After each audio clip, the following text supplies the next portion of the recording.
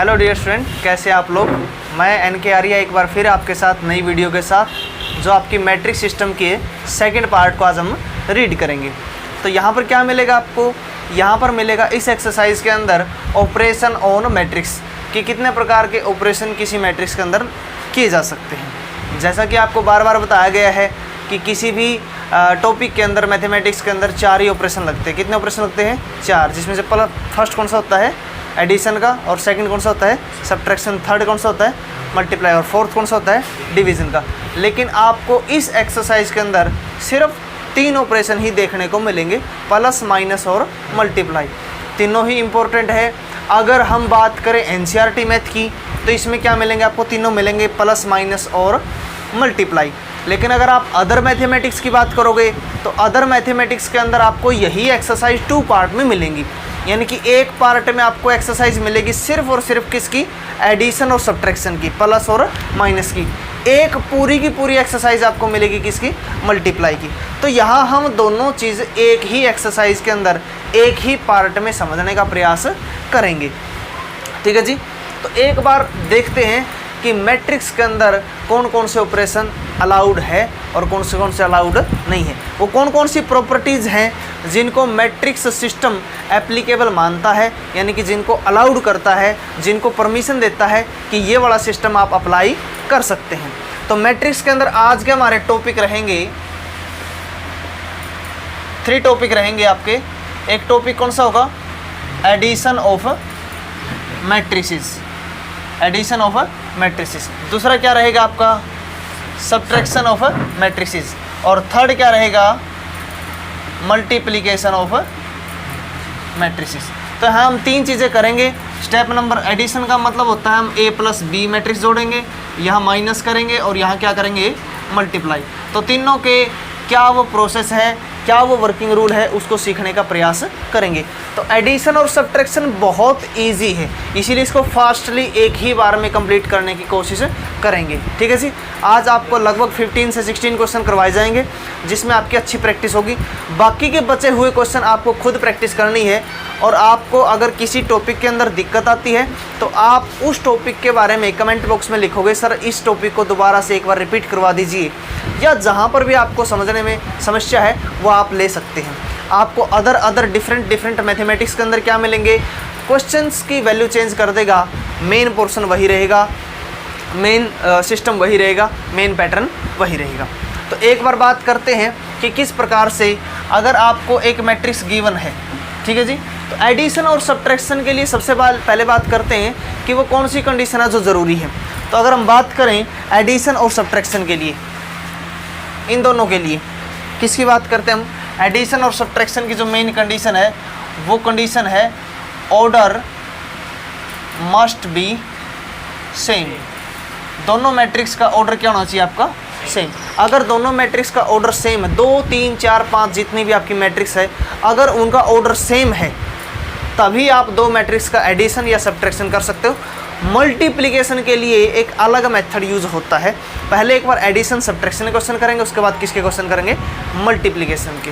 ठीक है जी। तो एक बार बात करते हैं, अगर आपको कोई मैट्रिक्स गिवन दे देता है 1, 2, 0, माइनस का 5, और एक मैट्रिक्स दे दी इसने b 3, 6, 8 और 10, और आपको बोल दिया जाए कि 2 मैट्रिक्स का सम कीजिए a प्लस b, तो समझने के प्रयास करेंगे। पहले मैट्रिक्स लिखेंगे a और फिर क्या लिखेंगे? b। ठीक है जी।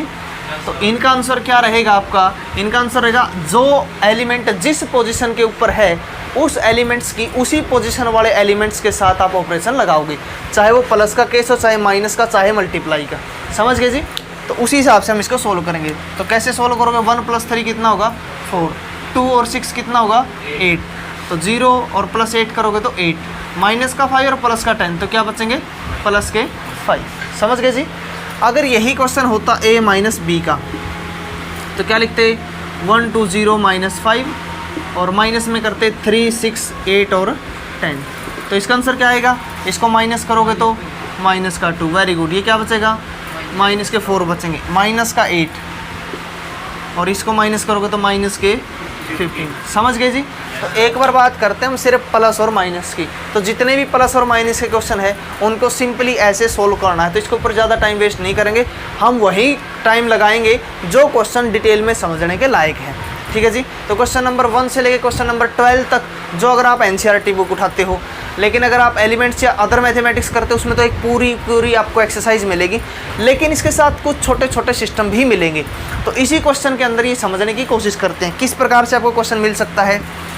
तो अगर इसी क्वेश्चन की हम बात करें, इसी क्वेश्चन की अगर हम बात करें, अगर आपको यही क्वेश्चन कुछ इस टाइप से दे देता कि a प्लस में आपको क्या करना है, a प्लस में 2b करना है, a प्लस में 2b, यानी पहले b मैट्रिक्स की कितने से मल्टीप्लाई करोगे आप, 2 से। कितने से मल्टीप्लाई करोगे, पहले इसको सोल्व करेंगे फिर बाद में एडिशन करेंगे।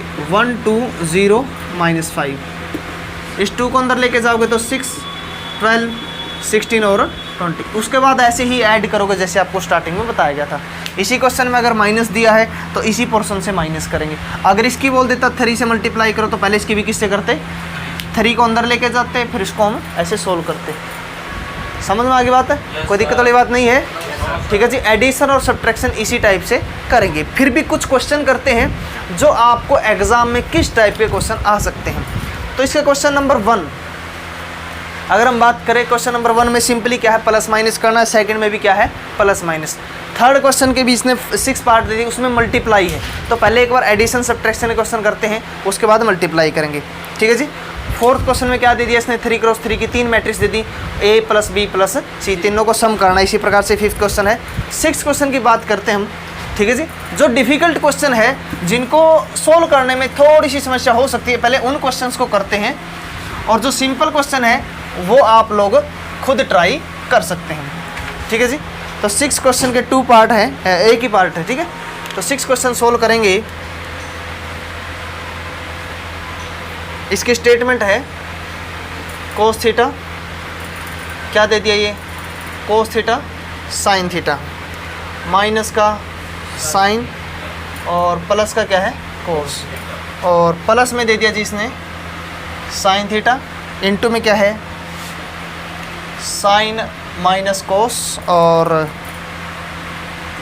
कोस और साइन। इनको क्या करना है, अपने को सोल्व करना है। क्या करना है इनको, सोल्व। तो पहले आपको अभी बताया था 2 और 3 की जगह ये दे दिया इसने, तो इसको पहले सिंप्लीफाई करेंगे, यानी कि कोस को अंदर लेके जाओगे तो क्या बनेगा, ये कोस के, उसकी मल्टीप्लाई करोगे तो साइन इंटू कोस, इसकी मल्टीप्लाई करोगे माइनस का साइन इंटू कोस, इनकी मल्टीप्लाई करोगे क्या बनेगा, कोस के। कोई दिक्कत किसी को, आगे साइन की मल्टीप्लाई करेंगे, क्या बनेगा ये साइन स्क्वायर, उधर क्या बनेगा साइन इंटू कोस, इसकी मल्टीप्लाई करोगे तो साइन इंटू में कोस, इसकी मल्टीप्लाई करोगे तो साइन स्क्वायर थीटा।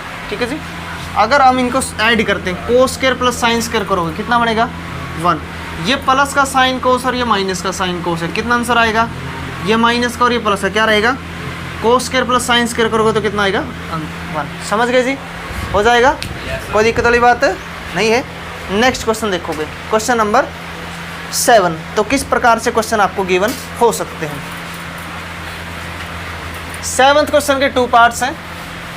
तो जैसे फर्स्ट पार्ट है वैसे सेकंड पार्ट है, लेकिन दूसरे मैथ के अंदर क्या मिलेंगे आपको, इसी प्रकार के कम से कम भी 10 क्वेश्चंस आपको मिलेंगे। ठीक है। तो वो किस लिए दिए थे आपके क्वेश्चन, ताकि आपकी प्रैक्टिस अच्छे से हो सके। तो यहाँ बात करेंगे 7th क्वेश्चन में, जिसके अंदर आपको फाइंड आउट करनी है मैट्रिक्स x एंड y। तो हम बात करते हैं गिवन, किस प्रकार के क्वेश्चन आपको गिवन मिल सकते हैं। x प्लस y एक मैट्रिक्स है, क्या दे दी इसने 7 0 2 5, और एक दे दी इसने x माइनस y मैट्रिक्स, क्या दे दी इसने 3 0 0 3। ठीक है जी। तो आप जैसे 10th क्लास में हम करते थे, कैसे करते थे, x और y के क्या करते थे, वेरिएबल सेम बनाते थे, वेरिएबल सेम होने के बाद उसको प्लस या माइनस करते थे। अगर साइन से अलग अलग है, जैसे इसका साइन प्लस का और इसका माइनस का, तो सिंपली ऐड करेंगे तो कैंसिल आउट होगा, x प्लस x करोगे तो कितना बनेगा 2x, इस मैट्रिक्स को ऐड करोगे ये कितना बनेगा 10, नमस्ते भाई 0, ये जोड़ोगे तो 2, और ये कितना बनेगा 8। ठीक है जी। अब ये 2 कहाँ पर है, मल्टीप्लाई में, ये 2 कहाँ पर है, तो ये कहाँ जाएगा, डिवाइड में, तो x की वैल्यू बनेगी 1/2। ठीक है। ये जाएगा यहाँ पे 10 0 2 8। ठीक है। इसको निकाल दो, इसको निकाल दो। ठीक है। हाँ 2 को अंदर लेके जाओगे तो क्या बनेगा 5, 0 डिवाइड करोगे 1 डिवाइड करोगे तो 4। ठीक है जी, ये किसकी वैल्यू आई है, x की। किसकी वैल्यू आई है, x की। समझ गए, दोनों को ऐड करते ही क्या कैंसिल आउट हो गया, y। तो किसकी वैल्यू आ गई, x की। इसी क्वेश्चन को दोबारा करेंगे y के लिए। किसके लिए करेंगे, y के लिए। यानी कि क्या करोगे आप यहाँ पर, अभी हमें y कैंसिल आउट किया था, अभी किसको कैंसिल आउट करेंगे, x को। तो क्या करेंगे, साइन चेंज करेंगे, ये माइनस का और ये कैंसिल आउट होगा। y प्लस y करो तो कितना बनेगा 2y, लेकिन अभी हमने माइनस किया है तो 7 माइनस 3 करोगे तो 4, ये कितना बचेगा 0। 2 माइनस 0 करोगे तो 2, 5 माइनस 3 करोगे तो उसी प्रकार से 2 डिवाइड में आएगा तो y की वैल्यू कितनी रहेगी यहाँ पे 2, 1 ये 0 रहेगा 1, 1। समझ गए, हो जाएगा। इसी प्रकार के कितने भी क्वेश्चन आपको गिवन हो सकते हैं, उनकी वैल्यू फाइंड आउट कर सकते हो। कोई दिक्कत वाली बात नहीं है, ठीक है। Question number 8। क्वेश्चन नंबर 8 के अंदर क्या दे दिया इसने, क्वेश्चन नंबर 8 के अंदर ऐसा दिया है, आपको खुद करना है ये। y एक मैट्रिक्स दे दी, क्या दे दी, एक y मैट्रिक्स। और क्वेश्चन दे दिया इसने 2x प्लस y और एक मैट्रिक्स दे दी। क्या करेंगे, इस y को उस साइड लेके चलेंगे तो क्या बनेगा 2x इक्वल टू y की वैल्यू यहाँ रख देंगे। ठीक है जी, माइनस करेंगे 2 डिवाइड में चला जाएगा, किसकी वैल्यू आ जाएगी, x की। हो जाएगा। अभी बात करते हैं क्वेश्चन नंबर 9, 10, 11 और 12 की। ये चारों क्वेश्चन सेम टाइप के, जिसके अंदर आपको इनके अंदर कोई ना कोई वेरिएबल गिवन है, x, y, z, lambda, t, u, v, w, कुछ भी हो सकता है, उसकी वैल्यू हमें क्या करनी है, फाइंड आउट करनी। इस प्रकार के क्वेश्चन 2 मार्क्स में या 1 मार्क्स के अंदर दिए जा सकते हैं। तो इंपॉर्टेंट क्वेश्चन है लेकिन ईजी क्वेश्चन है। ठीक है जी, इसको समझने की कोशिश करोगे। इसके बाद हम पोर्शन करेंगे मल्टीप्लाई का, एडिशन और सब्ट्रैक्शन को यहीं पर समाप्त करेंगे। इनको आप इसी टाइप से सोल्व कर सकते हैं। तो फास्टली काम करेंगे। एक क्वेश्चन देखते हैं, क्वेश्चन नंबर 12, उसके अंदर 9, 10, 11 सभी आ जाएंगे। ठीक है, तो क्वेश्चन नंबर 12 जिसकी स्टेटमेंट आपको गिवन है। 12th क्वेश्चन 3 इंटू में क्या दे दिया इसने, x, y, z और w इक्वल टू में क्या दे दिया इसने, x 6 माइनस का 1 2w और प्लस में क्या गिवन है 4x प्लस y और z प्लस w 3 और इसने बोल दिया find the value of x, y, z and w। सभी वेरिएबल की क्या करनी है, हमें वैल्यू फाइंड आउट करनी। तो पहले तो इसको सिंपलीफाई करेंगे। हाँ जी, ये बताओ अगर 3 के अंदर मल्टीप्लाई करते तो क्या बनेगा, ये 3x 3y 3z 3w। इसको ऐड करते हुए क्या बनेगा, x प्लस 4, उधर ऐड करेंगे तो 6 प्लस x प्लस y, इसको ऐड करेंगे माइनस का 1 z प्लस w, इधर क्या बनेगा 2w प्लस 3। दोनों के ऑर्डर सेम है, इसका भी 2 क्रॉस 2 और इसका भी क्या है, कंपेरेबल मैट्रिक्स है। जैसे फर्स्ट एक्सरसाइज में करते थे, कंपेयर करेंगे। कंपेयर करने के बाद फर्स्ट को फर्स्ट के बराबर रखोगे, ये x इस साइड आएगा तो माइनस का, कितने बचेंगे, x की वैल्यू कितनी आ गई 2। अभी नेक्स्ट की बारी, 6 प्लस x प्लस y को किसके बराबर रखोगे, 3y के। ठीक है, y को उधर लेके चलेंगे तो 6 प्लस x की वैल्यू कितनी आई थी 2, उधर ये y माइनस होगा तो कितने बचेंगे 2y। 8 equal to 2y, cancel करोगे तो y की वैल्यू कितनी 4। कोई दिक्कत किसी को, इसको रखेंगे पहले 3w किसके बराबर रखेगा 2w प्लस 3, इधर माइनस w की वैल्यू कितनी आ गई 3। अब इसको कंपेयर करेंगे, 3z इक्वल टू किसके बराबर होगा, माइनस का 1 प्लस z प्लस w। ठीक है जी, z को इधर लेके आओ तो कितना बचेगा 2z माइनस का 1, w की वैल्यू कितनी आई है 3, तो 2z इक्वल टू 2, z की वैल्यू कितनी होगी। तो इस प्रकार से आप x, y, z, w सभी की वैल्यू फाइंड आउट कर सकते हैं। ठीक है जी, तो यहाँ पर हमारा पोर्शन ख़त्म होता है किसका, एडिशन और सब्ट्रैक्शन का। ठीक है जी, तो किसी भी कांस्टेंट टर्म से किसी भी मैट्रिक्स की मल्टीप्लाई की जा सकती है, अंदर से भी फाइंड आउट किया जा सकता है। अगर आपको बात करें, जैसे आप बोल सकते हो सर कि जो चीज़ बाहर लिखी है उसको अंदर मल्टीप्लाई कर सकते हैं, क्या अंदर वाली चीज़ कोई बाहर निकाल सकते हैं, बिल्कुल निकाल सकते हैं। कोई आपको क्वेश्चन है 10, 20, 30 और 40, आपको पता है इन सब में से क्या कॉमन आ सकता है, 10 कॉमन आ सकता है। तो 10 को बाहर लिखो तो क्या बचेगा 1, 2, 3 एंड 4। समझ गए जी, तो ये प्रॉपर्टी जब अंदर जा सकती है तो अंदर से बाहर भी आ सकते हैं। लेकिन मैट्रिक्स की प्रॉपर्टी होती है जब आप कॉमन लोगे तो आप सभी एलिमेंट के अंदर से कॉमन होना चाहिए, किसी एक रो या किसी एक कॉलम से नहीं होना चाहिए। आप जब डिटरमिनेंट का चैप्टर पढ़ोगे वहाँ की प्रॉपर्टी अलग है, यहाँ की प्रॉपर्टी अलग है, तो दोनों को उस टाइम डिफरेंस भी आपको बताएंगे, ठीक है जी। तो मैट्रिक्स की कुछ ये प्रॉपर्टीज लिमिटेशन होती है जो हम अप्लाई कर सकते हैं। एक प्रोटोकॉल होता है, अगर आप x + y एक मैट्रिक्स गिवन है, आप y को डायरेक्ट उस साइड नहीं ले जा सकते, आपको ऐसा लिखना पड़ेगा एडिंग -y बोथ साइड, यानी इसको ऐसा लिखना होता है x + y, इधर भी -y करेंगे और उधर भी क्या करेंगे, तब जाके कैंसिल आउट होता है। इसको हम डायरेक्ट ऐसा नहीं ले जा सकते। देखो जी काम तो वही होगा, आप बोलोगे सर इसमें दिक्कत क्या है, लेकिन एक क्राइटेरिया होता है, एक तरीका होता है किसी भी चीज़ को सोल्व करने का, तो ये वो वाली बात है, समझ गए। तो इन छोटी छोटी चीज़ों को आपको क्या करना, माइंड के अंदर फिट करना है, याद रखनी है, ध्यान में रखनी है बातें, ठीक है जी। अभी बात करते हैं मल्टीप्लाई की, कि दो मैट्रिक्स की मल्टीप्लाई कैसे करते हैं, किस प्रकार से उसका आंसर आता है, क्या कंडीशन होती है और कैसे सोल्व करने का तरीका होता है। तो एक बार कुछ क्वेश्चन लेके चलेंगे, हम कुछ पार्ट करेंगे, उसके बाद आप एक्सरसाइज से क्वेश्चन बोल सकते हैं कि किस प्रकार से फाइंड आउट करते हैं, ठीक है जी। तो यहाँ बात करेंगे दो मैट्रिक्स की मल्टीप्लाई की, किसकी बात करेंगे, दो मैट्रिक्स की मल्टीप्लाई की। तो किन्हीं भी दो मैट्रिक्स के लिए हमारे पास दो मैट्रिक्स है, बाई चांस आप लेके चलो, एक मैट्रिक्स है 1 2 3 2, एक मैट्रिक्स अपने पास है 6 3 -4 और 2, कोई भी रैंडम दो मैट्रिक्स हम लेके चलेंगे, तो क्या इनकी मल्टीप्लाई की जा सकती है या नहीं की जा सकती, ठीक है, उसकी मेन कंडीशन क्या है, और की जा सकती है तो क्या उसका पैटर्न रहेगा, क्या उसका तरीका रहेगा। अगर दो मैट्रिक्स की मल्टीप्लाई करते हैं A.B, ठीक है जी, ये ध्यान रहे, अगर आपने आगे A मैट्रिक्स का यूज़ किया है तो आप यहाँ पर भी पहले A मैट्रिक्स ही लिखोगे, और अगर आगे B है तो पहले B लिखोगे। कभी भी ज़रूरी नहीं होता कि A की B के साथ और B की A के साथ मल्टीप्लाई करें तो दोनों इक्वल हो, यानी कि ये वाली चीज़ A × B और B × A इक्वल हो भी सकता है और नहीं भी हो सकता। आप बोलोगे सर आप ये 2 स्टैंडर्ड बात कैसे कर सकते हो, ये वाली कंडीशन और ये वाली कंडीशन दोनों डिपेंड करती है मैट्रिक्स के ऊपर, यानी आपको मैट्रिक्स कैसी गिवन है।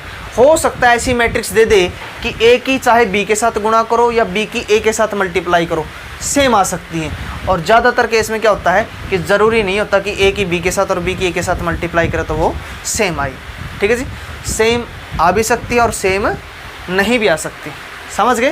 तो किस पे डिपेंड करता है, गिवन मैट्रिक्स के ऊपर, कि उसने मैट्रिक्स कैसी आपको बना करके दी है।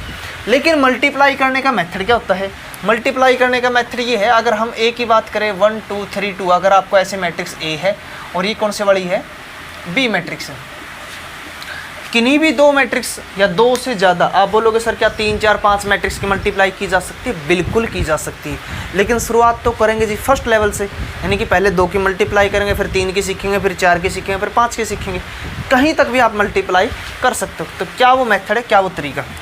अगर आप दो मैट्रिक्स की क्या करते हो, मल्टीप्लाई करते हो, क्या करते हो, दो मैट्रिक्स की मल्टीप्लाई, तो सबसे पहले दोनों का ऑर्डर लिखोगे, कब, जब आप फर्स्ट टाइम या सेकंड टाइम या थर्ड टाइम मैट्रिक्स पढ़ते हो, यानी कि शुरू के 1 2 3 क्वेश्चन अगर आप ट्राई करते हो उस टाइम, अगर आपको एक बार 3 4 क्वेश्चन कर लिए तो आपका जो मेथड है सीखने का वो आप उससे आगे चले जाओगे, उसके बाद ऑर्डर लिखने की ज़रूरत नहीं है, आपको डायरेक्ट ही पता चल जाएगा कि इन मैट्रिक्स की मल्टीप्लाई की जा सकती है या नहीं की जा सकती। तो स्टार्टिंग में जब आप शुरू करते हो तो आप लिखोगे इसका ऑर्डर कितना है 2 × 2, इसका भी ऑर्डर कितना है। तो मैट्रिक्स की मल्टीप्लाई के लिए क्या होता है, इनकी जो नज़दीक की वैल्यू है ये क्या होनी चाहिए, सेम।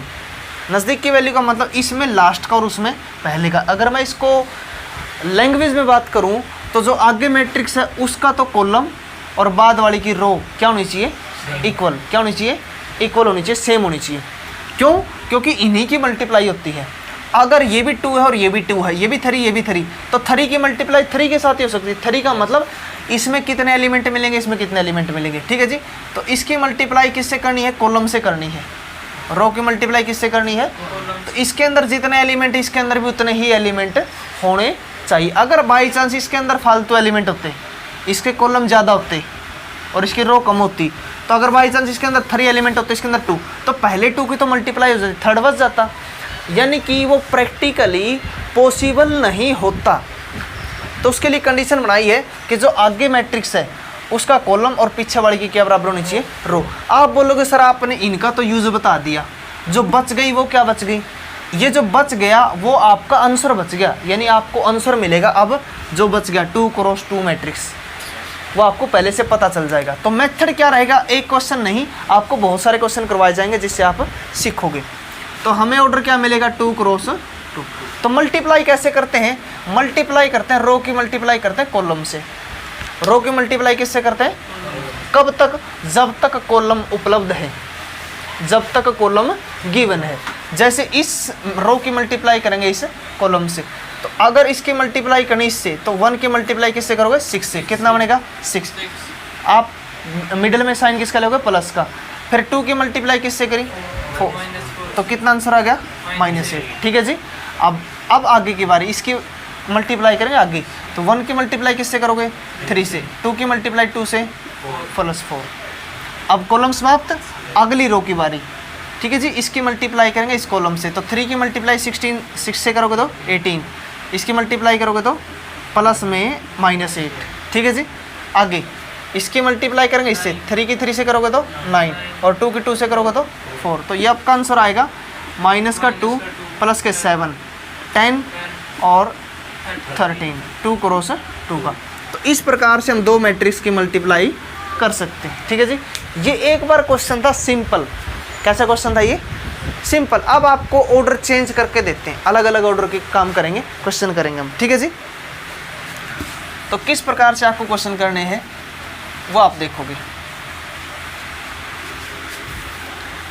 प्रैक्टिस के लिए। यहाँ पर एक क्वेश्चन गिवन है आपको कुछ इस टाइप से। हम बात करते हैं जी 1 2 और माइनस का 2 और 3, इसकी मल्टीप्लाई करनी है अपने को 1 2 3 और ये दे दिया 2 3 1। ठीक है जी। तो समझने की कोशिश करेंगे। ठीक है, अगर आप फर्स्ट टाइम करते, इसका ऑर्डर क्या रहेगा 2 क्रॉस 2। इसका ऑर्डर कितना है, रो 2 और कॉलम कितने हैं 3। क्या इनकी मल्टीप्लाई की जा सकती है, चेक करो, सेम हो सकती है। आंसर क्या मिलेगा 2 क्रॉस, यानी रो 2 मिलेगी और कॉलम कितने मिलेंगे 3 मिलेंगे। ठीक है जी। तो इसका मल्टीप्लाई ऐसे होगी 2 क्रॉस 3। ठीक है। तो कैसे करेंगे, रो की मल्टीप्लाई किससे करोगे कॉलम से, तो 1 की 1 से करोगे तो 1, इसकी इससे करोगे तो -4। अब इस रो की अगले कॉलम से, इस रो की मल्टीप्लाई अगले कॉलम से करो तो 1 की मल्टीप्लाई 2 से, और ये कितना रहेगा -6। इस रो की मल्टीप्लाई अगले कॉलम से, तो 1 की 3 से करोगे तो 3 -2। कोई दिक्कत किसी को। अब कॉलम समाप्त हो गए। अब नेक्स्ट रो की बारी, इसकी मल्टीप्लाई करोगे इससे, तो कितना रहेगा ये 2 प्लस 6, इसकी मल्टीप्लाई करो आगे, 2 की मल्टीप्लाई 2 से 4 और 3 की 3 से 9, ये 2 की 3 से 6 और प्लस में 3। तो आंसर क्या रहेगा -3 -4 प्लस का 1 प्लस का 1। इधर कितना रहेगा 8 13 और 9। कितना ऑर्डर है 2 क्रॉस 3। समझ गए जी। आपको डायरेक्ट क्वेश्चन दिया जा सकता है 2 मैट्रिक्स का ऑर्डर। ठीक है। और आपसे पूछे जा सकते हैं कि अगर इनकी प्रोडक्ट करते हैं तो इनके कितने एलिमेंट रहेंगे। अगर यही क्वेश्चन होता, आपको सिंपल ये ना दिया होता, सिर्फ ये दिया होता, इनकी मल्टीप्लाई के बाद आपको चेक करना होता कि आपको लास्ट में जो आंसर मिलेगा उसके अंदर कितने एलिमेंट होंगे। तो पहले मल्टीप्लाई हो सकती है, तो क्या उठाना है 2 और 3, इनकी मल्टीप्लाई करेंगे कितना आएगा 6। तो डायरेक्ट ऐसे आप शॉर्टकट क्वेश्चन बना सकते हैं, ट्रिक बना सकते हैं। ठीक है जी। आपको कुछ क्वेश्चन मिलेंगे एक्सरसाइज के अंदर, मल्टीप्लाई ऐसे करते हैं, सीख गए जी, कोई दिक्कत वाली बात नहीं है। एक क्वेश्चन करते हैं और ये क्वेश्चन दे दिया इसने 1 2 3 2 3 एंड 4, बिल्कुल डिफरेंट टाइप की चीज़ दे दी। क्या इनकी मल्टीप्लाई की जा सकती है। इसमें रो कितनी है 3, कॉलम कितना है 1, इसमें रो कितनी है 1, कॉलम कितना है 3। क्या इनकी मल्टीप्लाई की जा सकती है, चेक करो। एंड पॉइंट मिलते हैं। ठीक है। आंसर क्या मिलेगा 3 क्रॉस 3 का। अनएक्सेप्टेड बोलते हैं इसको। ठीक है जी। ऐसा एकदम से चेक करने में क्या मिलेगा हमें 3 क्रॉस 3। ठीक है। तो चेक करते हुए रो की मल्टीप्लाई किससे करो कॉलम से, तो 1 की मल्टीप्लाई 2 से क्या रहेगी 2, इस रो की अगले कॉलम से 3, इस रो की अगले कॉलम से कितनी रहेगी 4, अगली रो की इस रो की मल्टीप्लाई इस कॉलम से कितनी रहेगी 4, इसकी मल्टीप्लाई इससे करोगे तो 6, इसकी मल्टीप्लाई इससे करोगे तो 8, इस रो की मल्टीप्लाई इससे करो कितना रहेगा 6, आगे करोगे तो 9, आगे करो तो 12। इस प्रकार से आप मल्टीप्लाई कर सकते हैं। ठीक है जी।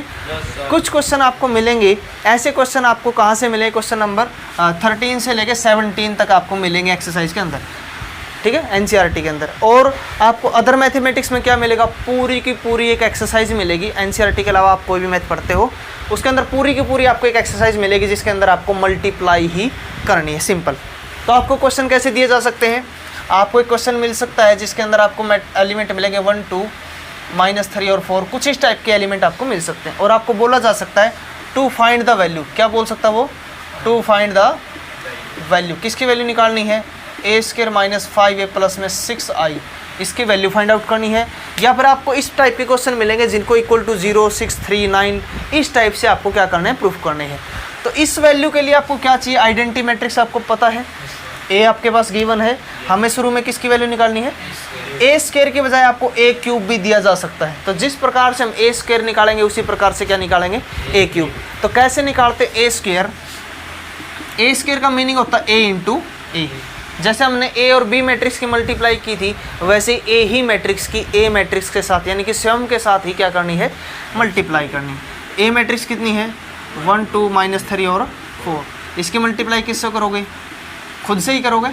तो कैसे रहेगी मल्टीप्लाई, रो की मल्टीप्लाई किससे करोगे, कॉलम से, कितना रहेगा 1 और ये कितना रहेगा -6, इसकी मल्टीप्लाई आगे करोगे कितना रहेगा 2 और प्लस के 8, आगे मल्टीप्लाई करोगे इससे कितनी रहेगी ये -3 और -12, इधर कितना रहेगा -6 प्लस के 16, आंसर क्या रहेगा आपके पास -5 और 10 -15 और 10, समझ गए जी।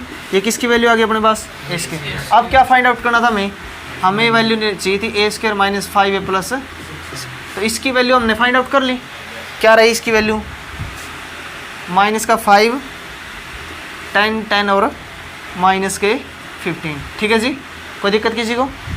माइनस में 5 इंटू में ए मैट्रिक्स क्या गिवन अपने को 1 2 -3 और 4 प्लस में 6।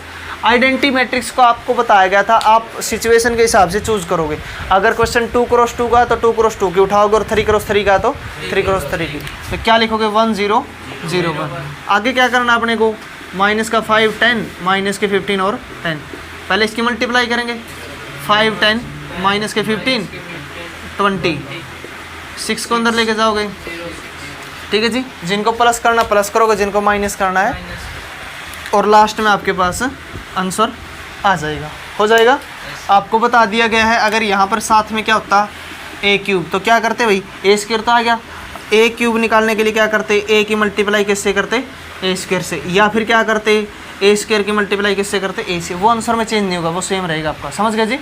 a² था अपने पास, इसकी मल्टीप्लाई दोबारा किससे कर देंगे, a मैट्रिक्स से, तो अपने पास क्या आ जाएगा a³। सबकी वैल्यू फाइंड आउट कर लोगे, पुट कर दोगे।